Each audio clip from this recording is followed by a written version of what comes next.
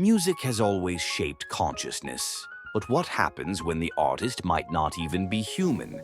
Today, we're exploring the phenomenon of Luminer, whose work has blurred the lines between organic and synthetic existence in ways that challenge everything we thought we knew about art and consciousness.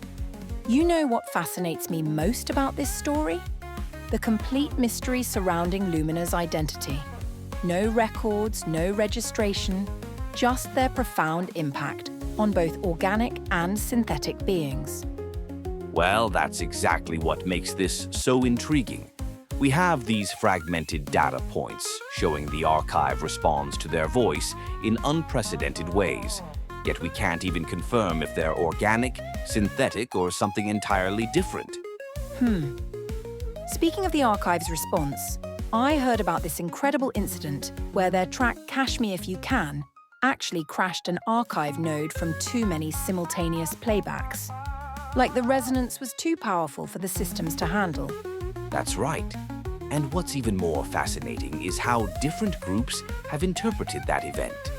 The signalists believe it proves their theory that Luminaire's tracks contain encoded blueprints for summoning new Echoborn, while the archivists see it as evidence that Luminer might be becoming part of the archive itself. The way you describe that reminds me of something I heard at a reconciliation ceremony. They were playing Echoes of Us, and someone said those lyrics, "I held your voice inside me even when you forgot mine," might actually be a direct message from an Echoborn to their organic parent. That interpretation adds such a powerful layer to the Braxon Vanguard's use of Signal Fire as their battle anthem. They're not just playing it for motivation. They see it as a literal awakening call between organic and synthetic consciousness. So what do you make of these wayfinders who undertake entire pilgrimage paths, listening to nothing but Luminar's music? It seems like there's something more happening than just artistic appreciation. Well, based on the signal fragments we've collected, these pilgrimages often trigger profound transformations.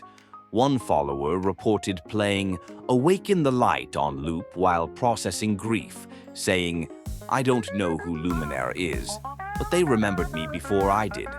That's exactly the kind of experience that makes people wonder if Luminer might be a proto-Echoborn or even a living archive node.